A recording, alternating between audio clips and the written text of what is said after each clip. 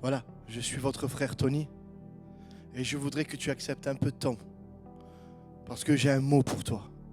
Oui, toi qui es ici, qui es derrière ton écran, toi qui es derrière ton smartphone, toi qui es dans le volant de ta voiture, j'ai un mot pour toi. Alors je vais te demander un petit moment parce que je crois de tout mon cœur qu'aujourd'hui, j'ai la solution pour ta vie. J'ai la solution pour tes problèmes. Parce qu'aujourd'hui, si tu es en train de m'écouter, sache quelque chose, que ce n'est pas un hasard. Aujourd'hui, si tu es derrière ton écran en train de m'écouter, c'est parce que Dieu l'a voulu. Le hasard n'existe pas avec Dieu, mais tout est un propos de Dieu. Alors écoute-moi, prends un temps de m'écouter. Parce que vous savez, quand on écoute un homme ou une femme, ce n'est pas un homme qu'on écoute, mais c'est Dieu. Moi, je ne crois pas à l'homme, mais je crois à celui qui vit dans l'homme. Moi, je ne peux rien vous apporter, mais dans mon intérieur, il y a une personne qui vit qui s'appelle le Saint-Esprit. Et aujourd'hui, je déclare dans le nom de Jésus-Christ que celui qui vit en moi prenne toute la place pour te parler, toi qui es ici. Toi qui es en train de m'écouter, j'ai une solution pour toi. Tu sais, il n'y a pas longtemps, Dieu m'a parlé. Dieu m'a parlé. Et il m'a révélé quelque chose.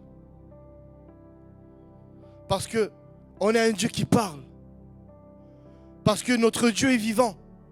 Et peut-être ça fait longtemps que tu n'entends pas la voix de Dieu. Peut-être ça fait longtemps que tu attends une réponse pour débloquer ta vie. Et aujourd'hui, j'aimerais partager ce que Dieu m'a donné, ce que Dieu m'a dit à moi. Vous savez, il n'y a pas longtemps de ça, j'étais chez moi et j'étais en train de prier. J'étais en train de parler avec papa. Et Dieu me disait, Tony, au jour d'aujourd'hui,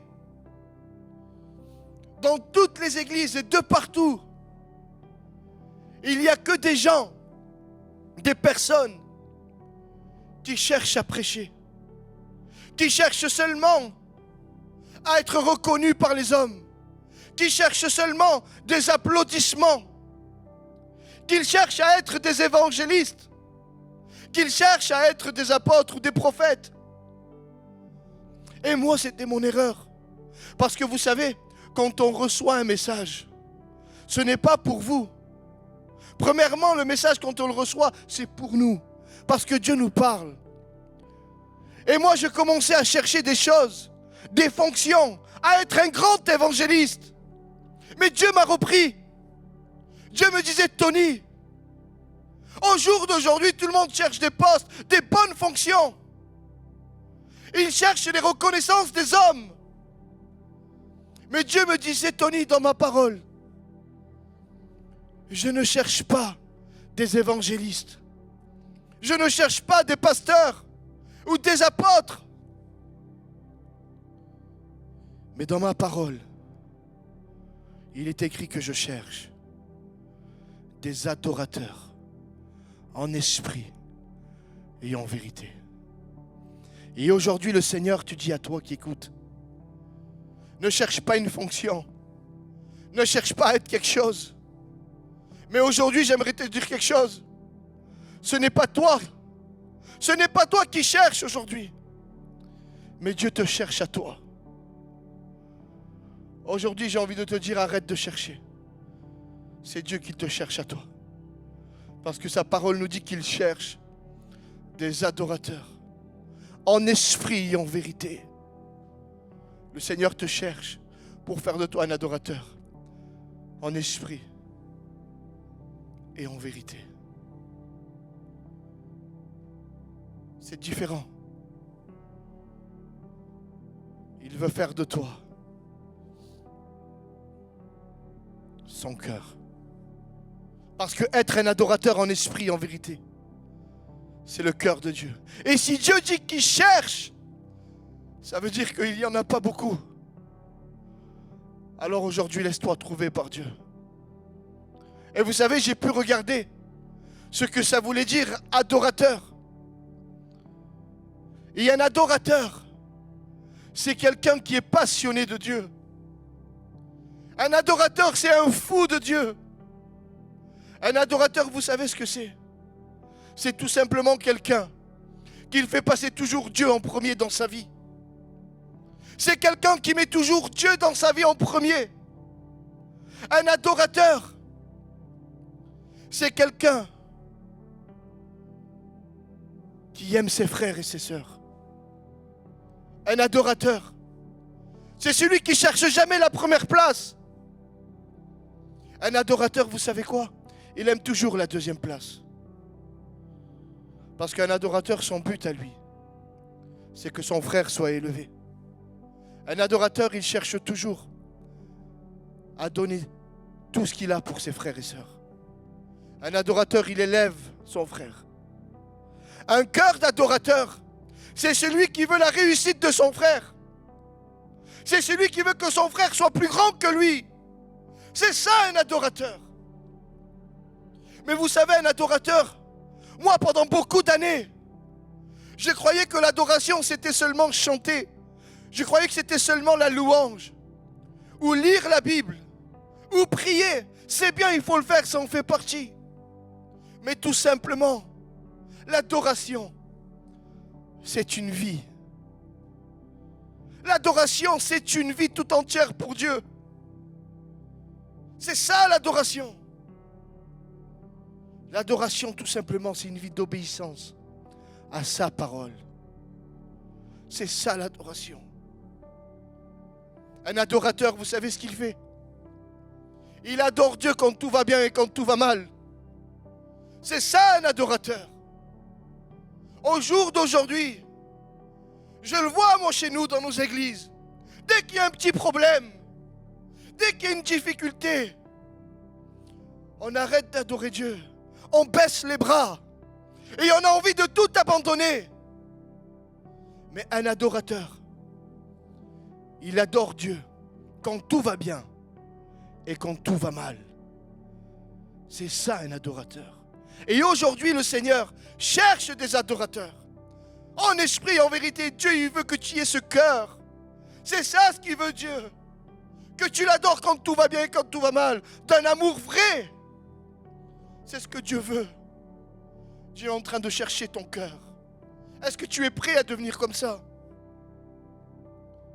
La Bible nous dit que Paul et Silas, ils étaient au bas fond de la prison. Et le lendemain, ils devaient se faire exécuter. Ce n'est pas n'importe quoi. Moi, si je serais au bas fond de la prison et que je savais qu'il allait me passer des gros problèmes, j'aurais pas envie d'adorer. J'aurais juste envie de pleurer ou de penser à ma famille. C'est fini pour moi. Mais comme eux, ils avaient des cœurs d'adorateurs. La Bible nous dit qu'ils ont commencé à adorer Dieu dans la prison. Et vous savez ce qui s'est passé? Les prisons ont commencé à trembler. Les portes des prisons se sont ouvertes. Les chaînes se sont brisées. Mais vous savez quoi? Ils n'ont jamais demandé à Jésus de venir les aider. Et toi, peut-être tu es dans une prison spirituelle.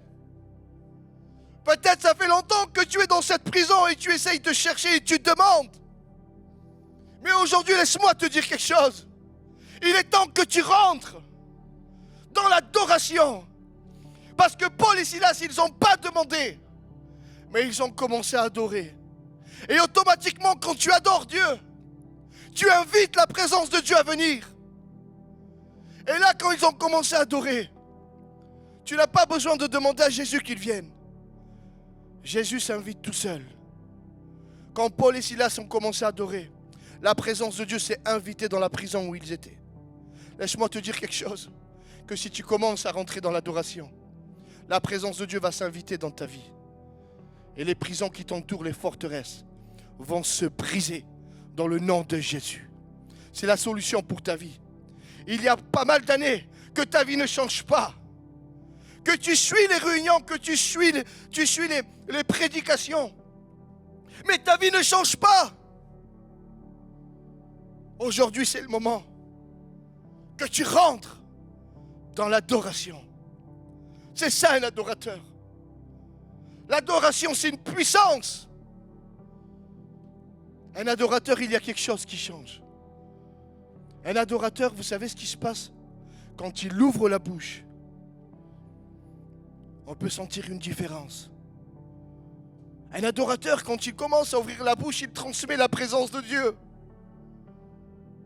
Je ne comprends pas cet homme quand il parle. Je sens la présence de Dieu, ça me touche. Je sens qu'il a quelque chose de spécial. Il change l'atmosphère quand il ouvre sa bouche. Un adorateur, il transmet la présence de Dieu. Vous savez pourquoi? Parce qu'un adorateur est constamment dans la présence de Dieu. Un adorateur est mis à part. Un adorateur, il est constamment dans la présence de Dieu. Il aime être en relation avec Dieu. C'est ça un adorateur. Il a une mise à part. Il est tellement dans l'adoration, tellement qu'il est dans la présence de Dieu, que son odeur, c'est Dieu. Un adorateur sent Dieu. Aujourd'hui, il est temps que tu sentes Dieu. Et je vais vous donner un exemple. Vous savez, si moi, là maintenant, je prends un bon parfum de bon prix et que je commence à me mettre sur le cou, et je prends une écharpe, je la mets autour de moi, et je commence à sortir dehors. Je vais me promener toute l'après-midi. Je fais un peu de shopping, je me balade, et quand je rentre à la maison, j'enlève l'écharpe et je la pose sur la chaise. Vous savez quoi? Ça vous avait jamais arrivé de vous mettre du parfum et de mettre une écharpe, et que beaucoup plus de temps après, on prend l'écharpe et on la sent, et elle sent le parfum que vous avez mis sur le cou. Mais pourtant le parfum, je ne l'ai pas mis sur l'écharpe, je l'ai mis sur mon cou. Mais l'odeur s'est contaminée sur l'écharpe. Et quand vous prenez l'écharpe, vous la mettez n'importe où, vous la sentez, et elle sent l'odeur du bon parfum. Et de la même manière, si tu passes du temps dans la présence de Dieu, quand tu sortiras dehors, tu sentiras l'odeur de Dieu. Et laisse-moi te dire quelque chose, que l'odeur de Dieu, c'est l'amour, la paix, la joie. Quand tu iras quelque part, les gens te regarderont et ils te diront, tu sens Dieu. Cet homme, cette femme a quelque chose de spécial. Il sent Dieu. Quand tu rentreras chez ta famille, tu n'auras plus besoin de parler beaucoup. Tu diras juste 2 mots. Et ta famille inconvertie seront bouleversée.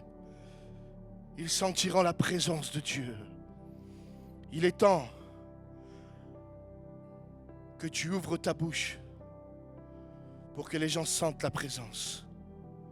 Il est temps que tu sortes de cette routine, de cette vie qu'il ne change pas. Il est temps que tu rentres dans l'adoration. Tu sais pourquoi? Comme je t'ai dit tout à l'heure, parce que Dieu cherche des adorateurs. C'est Dieu qui te cherche. Et aujourd'hui, il est en train de parler à travers ma bouche. C'est Dieu qui te parle. Et il veut que tu commences à adorer pour que ta vie change. Il ne veut plus que tu restes dans cet état. Il veut que tu transmets sa présence. Et vous savez, dans le livre de Corinthiens, 2 Corinthiens 2,15, il nous est dit comme ça, que nous sommes la bonne odeur de Christ. Nous sommes les parfums de Christ. Nous sommes les parfums de Jésus. C'est ça l'adoration. Vous savez, David, le roi David, lui c'était un adorateur. L'homme selon le cœur de Dieu. David c'était un adorateur. Vous savez, la Bible nous dit, mes frères et sœurs, que le prophète Samuel va chez le papa de David. Et quand il va là-bas, il va pour oindre, parce que Dieu lui dit de oindre David. Mais quand il arrive là-bas, il rentre dans la maison et là, il y a tous les frères de David. Et là, il commence à regarder et il lui dit, mais est-ce qu'il y a tous tes enfants? Et il lui dit non. Il en manquait un. Mais où était David? David, il était dans la montagne, en train de prêtre les brebis, en train de prendre soin des brebis. David, lui, il n'était pas avec tout le monde. Il était mis à part, en train de prendre soin de ses brebis. Vous avez vu, un adorateur est toujours mis à part. Un adorateur est toujours là. C'est ça l'adorateur. Mais vous savez pourquoi on l'appelait l'homme selon le cœur de Dieu? Parce que David était capable de donner sa vie pour ses brebis, de donner sa vie pour ses frères et sœurs. La Bible nous dit que les brebis de David, quand elles se faisaient attraper par un lion ou par un loup, David, il courait après. Et vous savez ce qu'il faisait? Il les arrachait de la gueule du loup et du lion. David, il n'avait rien à perdre. Il s'en foutait de mourir. Nous, peut-être, on réfléchirait à deux fois. Ah non, je ne vais pas là-bas. Parce que j'ai peur, je peux mourir. Mais le cœur de Dieu, c'est de donner sa vie pour ses frères, de donner sa vie pour ses brebis. C'est ça un adorateur. Au jour d'aujourd'hui, c'est ce qu'il faut qu'on fasse nous aussi. Quand un frère va mal ou quand une sœur va mal, on doit être là pour les aider. Même si on doit se brûler les mains, même si je dois perdre ma vie, je dois donner ma vie pour mes frères, pour mes sœurs. David avait ce cœur. Il donnait sa vie pour ses brebis. Il donnait sa vie pour ses frères. Ça vous rappelle personne? L'homme selon le cœur de Dieu. Qui c'est qui a donné sa vie pour toi? Qui c'est qui a donné sa vie pour ses brebis? C'est Jésus. Le cœur de Jésus. Aujourd'hui, c'est ça. L'homme selon le cœur de Dieu, c'est un cœur d'adorateur.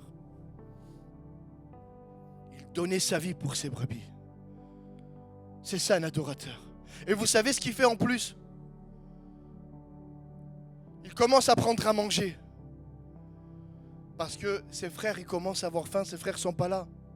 Alors David, lui, la Bible nous dit qu'il prend du pain et du fromage. Et qu'il commence à descendre et il commence à aller les voir. Et là, il y avait tous ses frères. Et il commence à donner du pain et du fromage à ses frères. Vous savez pourquoi? Parce qu'un adorateur prend toujours soin de ses frères. Un adorateur, il est toujours là, au service de ses frères. Parce que son but à lui, c'est que ses frères vont bien. Et il est là, il donne du pain et du fromage à ses frères. Pourtant, vous savez quoi? Ses frères le méprisaient à David. Parce que David, ce n'était pas leur vrai frère, c'était leur demi-frère. Alors il était méprisé. Et au jour d'aujourd'hui, parce qu'un frère nous critique, ou parce qu'il ne nous a pas donné de la valeur, ou parce qu'il ne nous a pas dit bonjour, on commence à le mépriser, on commence à le regarder d'une autre manière. On commence à parler de lui, de le critiquer. Mais David, lui, le cœur d'adorateur, lui, il est en train de les regarder. Et un cœur d'adorateur, c'est ça. Même si tu me critiques, même si vous m'avez fait du mal, moi je vous aime, mes frères. Et je vous apporte à manger. Prenez du pain et du fromage. Même si des gens t'ont fait du mal, même si tu es méprisé de l'endroit où tu es, peut-être tu es dans une église, dans un mouvement, ou peut-être au milieu de ta famille, tu es méprisé, tu es mis à part. Mais laisse-moi te dire quelque chose, qu'un adorateur combat avec l'amour. Et l'amour a toujours la victoire. Parce que l'amour a triomphé à la croix de Golgotha. C'est Jésus l'amour. Aujourd'hui, je te le dis, au nom de Jésus, combat avec l'amour de Dieu. C'est ça un adorateur. Mais vous savez, il ne s'est pas arrêté là. Quand il donne à manger, il commence à regarder. Et là, il y avait un géant, Goliath. Lui, en réalité, ça ne lui faisait rien de voir Goliath. Mais ce qui lui a fait mal, c'est qu'il y a remué son intérieur à David. C'est que Goliath était en train de défier son peuple. était en train de défier son frère, ses frères. Comment un homme Goliath, comment ce géant essaye de humilier mon peuple et mes frères? Je ne permets pas. Et là, vous voyez encore le cœur selon Dieu. Je vais y aller, moi. Je vais aller me battre pour mes frères. Même si je dois perdre ma vie. Tout le monde a peur. Moi, je n'ai pas peur parce que je vais au nom de l'Éternel. Mais c'est plus fort que moi. Je suis obligé d'y aller. Parce que j'ai un cœur d'adorateur. Et je ne permets pas que mes frères souffrent. Même s'ils me méprisent. Eh bien, je vais donner ma vie pour mes frères. Et la Bible nous dit que David est allé. Il a pris une fronde et des pierres. Et il a terrassé Goliath au nom de l'Éternel. Ça, c'est un adorateur. C'est ça l'adorateur. Un cœur pour ses frères. Un cœur selon Dieu. C'est ça. Mais il s'est passé quelque chose. Parce qu'un adorateur sera toujours persécuté. Parce que tu fais la volonté de Dieu. Et comme dit que Dieu cherche des adorateurs, c'est-à-dire qu'il n'y en a pas beaucoup. Donc l'ennemi va tout faire pour que tu ne sois pas un adorateur. Quand quelqu'un te fera du mal, il te chuchotera à l'oreille. Et il te dira, t'as vu ce qu'il t'a fait? T'as vu, regarde, il ne t'aime pas toi. Regarde, à lui, il lui donne tout et toi tu fais tout, il ne te donne rien. Mais déjà tu as tout reçu parce que toi tu as Jésus. Donc aujourd'hui je te donne des clés pour pouvoir des fonctions, tout ça. Ne cherche pas des fonctions, ne cherche pas des postes comme j'ai dit au début. Parce que Dieu ne cherche pas ça. Il ne cherche pas des pasteurs ni des évangélistes. Il en faut, merci Seigneur, je le redis. Mais Dieu, ce qu'il cherche, c'est des cœurs d'adorateurs, en esprit, en vérité. Et vous savez quoi? Vous avez vu ce grand David qu'on parle depuis tout à l'heure? C'est un exemple extraordinaire. Quel exemple? Saül veut le tuer parce qu'il est jaloux. Mais David lui prend la fuite. Il ne veut pas toucher le oint de l'Éternel. Il l'aime même si on veut le tuer. Mais là, regardez ce cœur d'adorateur, ce David extraordinaire. Un exemple pour nous, pour notre vie. Quel adorateur! Là, regardez. Maintenant, David, c'est plus le berger qui est dans la montagne en train de prendre soin de ses brebis. C'est plus celui qui combat David. Maintenant, il devient roi. David est roi. Et là, quand David est roi, il se passe quelque chose. Maintenant, il est dans le bien-être. David, maintenant, il ne va plus combattre, mais il est au palais. Il est dans un palais et il est assis. Et il donne des ordres aux gens. Là, il a une grande fonction. Il a un grand poste, il est roi. Il donne que des ordres, il ne fait plus rien. Le cœur d'adorateur commence à s'éloigner. Et vous savez ce qui se passe? Maintenant qu'il a des grandes fonctions, la Bible nous dit qu'il commence à convoiter la femme d'Uri, son meilleur ami. Et là, quand il la convoite, il commence à faire quelque chose. Il complote contre son frère pour le mettre dans un rang à la guerre pour qu'il se fasse tuer. Alors non seulement il le fait tuer, il commet le meurtre, mais il commet l'adultère. L'homme selon le cœur de Dieu, l'adorateur parfait, quand il commence à s'accrocher sur ses postes, sur les choses grandes, sur le bien-être, où il est assis, où il est tranquille, nous pouvons voir la différence. Ce n'est plus le même cœur. C'est pour ça qu'aujourd'hui, j'aimerais te dire à toi qui es ici, le principal, ce n'est pas d'être un grand pasteur ou un super chrétien, avoir des fonctions. Mais le principal, c'est d'être un adorateur en esprit, en vérité. Dans le nom puissant de Jésus. Ça, c'est être un adorateur. Je pourrais t'expliquer plus, mais en réalité, l'adoration, c'est tellement grand. Comme je vous ai dit, la base de l'adoration, c'est une vie d'obéissance. C'est ça la vraie adoration. Une vie d'obéissance à la parole de Dieu. Mais il n'y a pas que l'adoration. Il dit qu'il cherche des adorateurs en esprit et en vérité. Et là, si je vous expliquerai c'est quoi dans l'esprit, eh bien écoute-moi, tu sais c'est quoi dans l'esprit? Dans l'esprit, c'est tout simplement, l'esprit, c'est le contraire de la chair. Donc le contraire de l'esprit, c'est la chair. C'est-à-dire que tu pourrais adorer dans la chair. Oui, au jour d'aujourd'hui, il y a des gens qui adorent Dieu dans la chair. C'est le contraire de l'esprit. Et dans le livre d'Ésaïe, la Bible nous dit: mon peuple m'honore que de bouche et de lèvres, mais son cœur, il n'y est pas. Son cœur, il n'y est pas. Et je vais vous donner un exemple. Vous savez, moi je suis marié. J'ai une femme et je l'aime, que Dieu me la bénisse. Merci Seigneur pour cette femme. Ma femme à moi, c'est l'exemple que je veux vous donner. Écoutez-moi bien. Nous, l'Église, nous sommes l'épouse de Christ. Et lui, il est l'époux. Notre Père, notre Dieu, Jésus, c'est l'époux de l'Église. Et nous, nous sommes l'épouse. On est d'accord avec ça? Alors écoutez-moi. Moi, ma femme à moi, si elle ne me trompe pas, parce qu'elle a peur de moi, ma femme ne me trompe pas parce qu'elle a peur de moi, parce qu'elle a peur que je la tape. Réellement, est-ce que ma femme m'aime? Est-ce qu'elle m'aime pour de vrai? Elle ne me trompe pas parce qu'elle a peur que je la tape. Ma femme, en vérité, si elle m'aime de cette manière-là, elle ne m'aime pas. Parce que si elle n'aurait pas peur de moi, elle me tromperait. Ce qui la tient de ne pas me tromper, c'est parce qu'elle a peur. Mais regardez la différence. Je ne trompe pas mon mari parce que je l'aime. Je ne peux pas tromper mon mari, je l'aime trop. Ça ne me vient même pas à la pensée. Parce que je l'aime, il fait partie de moi. Et de la même manière, si lui, il est l'époux, que nous sommes l'épouse, Jésus, il veut une épouse qui l'aime. Et au jour d'aujourd'hui, il y a beaucoup de chrétiens. Moi, j'ai entendu beaucoup de chrétiens parler. Et qu'ils disent: moi, je ne pêche pas parce que j'ai peur d'aller en enfer. Réellement, c'est quoi qui ne te fait pas pécher? C'est parce que tu as peur de l'enfer? Laisse-moi te dire quelque chose. Que si tu ne pêches pas parce que tu as peur d'aller en enfer, je suis désolé, mais le péché est déjà en toi. Tu as déjà commis le péché dans ton cœur.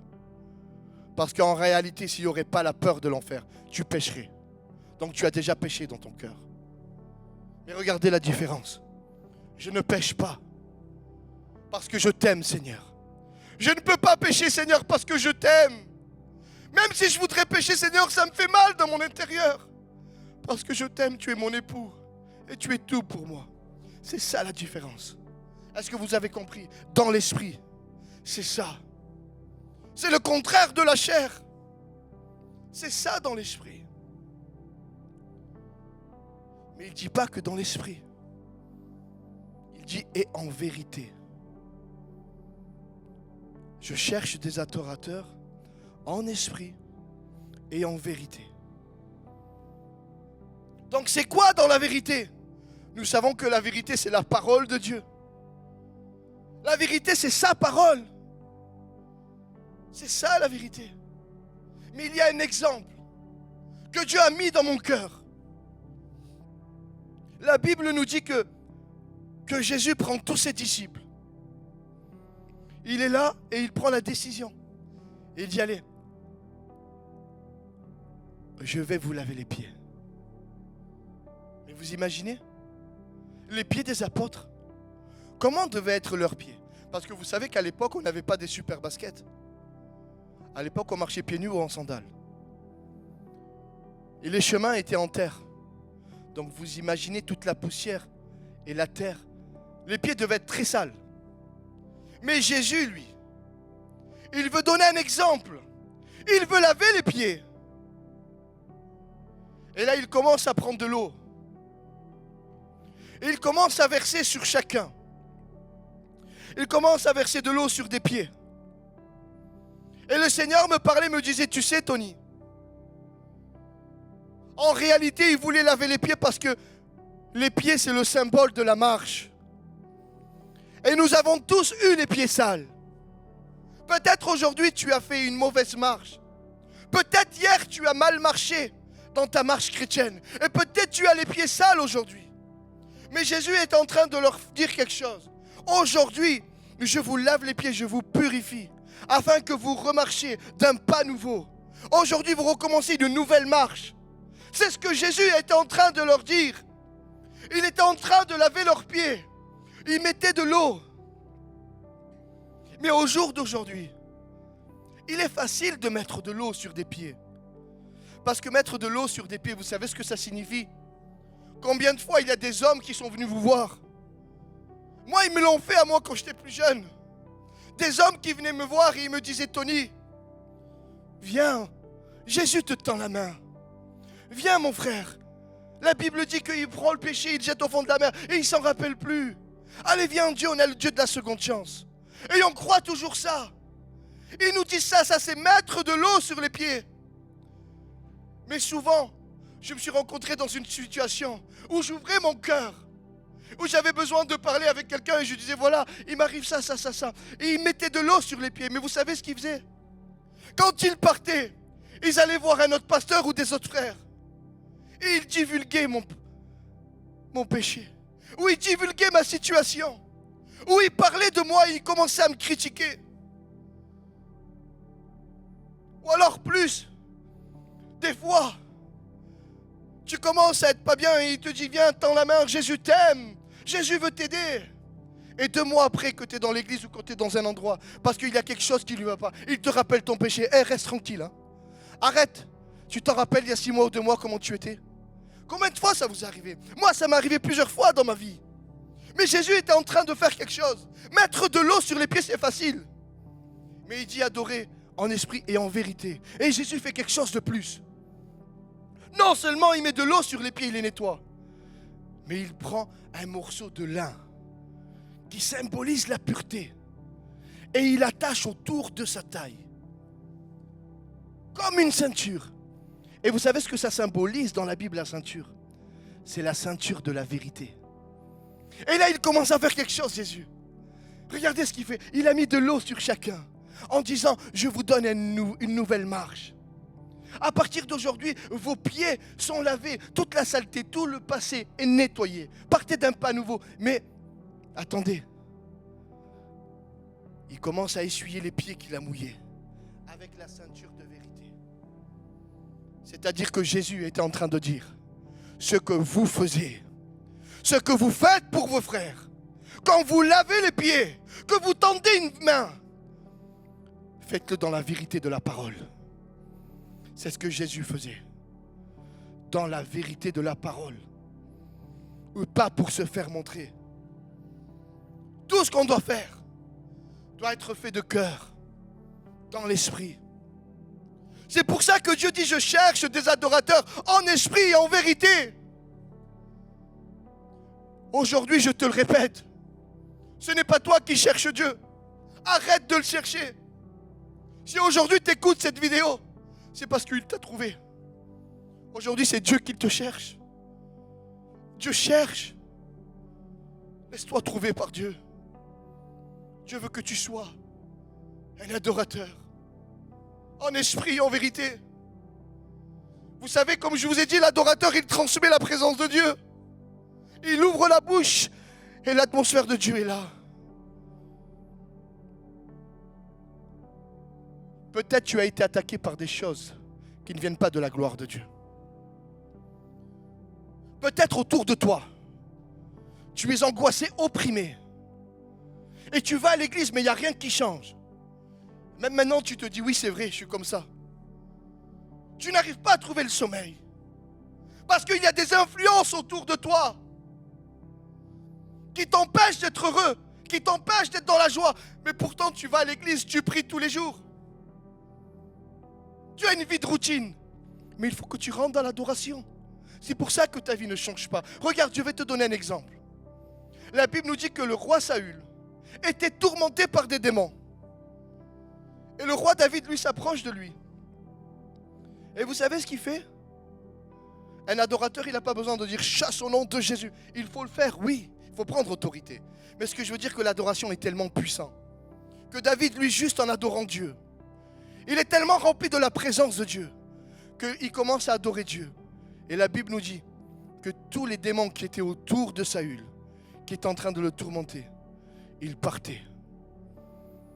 il commençait à partir. Aujourd'hui, laisse-moi te dire quelque chose. Que si tu rentres dans l'adoration, oui, je parle à toi. Si tu rentres dans l'adoration, toutes les choses qu'il y a autour de toi, qui t'empêchent de vivre, qui t'empêchent d'être heureux, qui t'empêchent d'être heureuse, partiront de toi. Et tu seras dans la joie. Tu seras vraiment dans une joie que tu vivras le ciel sur terre. C'est ça l'adorateur. Et comme je vous ai dit, Dieu te cherche.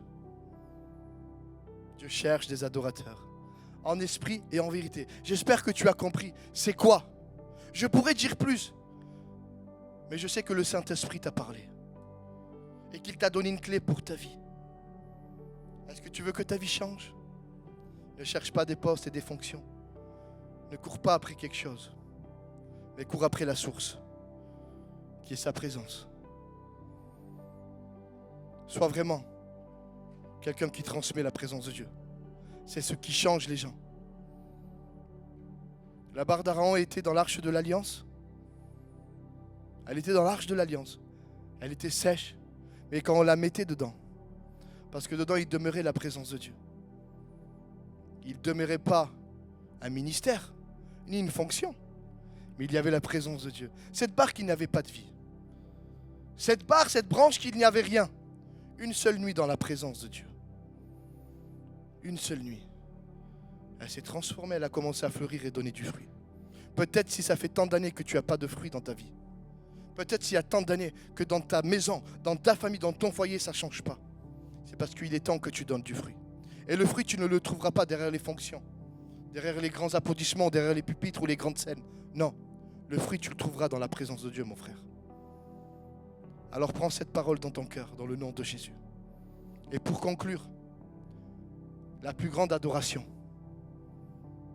c'est l'obéissance à sa parole. Tout simplement.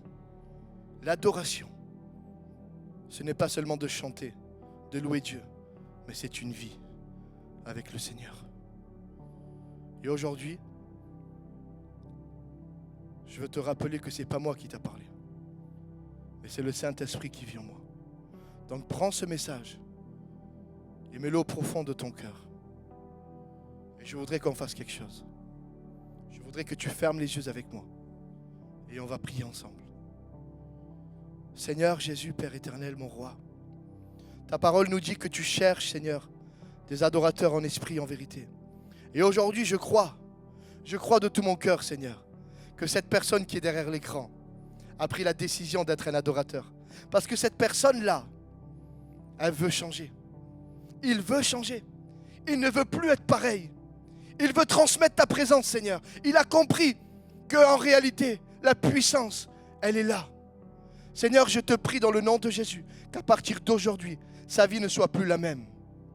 Seigneur, je te prie au nom de Jésus qu'il puisse rentrer dans l'adoration, dans l'esprit et en vérité. Seigneur, qu'il puisse rentrer dans l'obéissance de ta parole. Je te prie, Seigneur, que tout se débloque autour de lui. Que tout se débloque autour d'elle. Seigneur, je te prie dans le nom de Jésus que dans sa famille, les portes s'ouvrent. Dans le nom puissant de Jésus. Écoute-moi, même toi qui es en dépression, comme je t'ai dit tout à l'heure, même toi qui es en dépression, qui ne dort pas le soir, qui a du mal à respirer, qui a du mal à voir du monde, qui est oppressé, dans le nom de Jésus, si tu rentres dans l'adoration, la dépression va partir tout seul. Parce que la présence de Dieu est tellement forte que rien ne peut lui résister. Dans le nom puissant de Jésus, je déclare, Père, la victoire de Christ, la victoire de Golgotha sur chaque vie, dans le nom puissant de Jésus. Merci Seigneur. Merci Papa. À toi soit toute la gloire, Jésus. Amen. Que Dieu vous bénisse. Et merci de m'avoir écouté. Soyez bénis.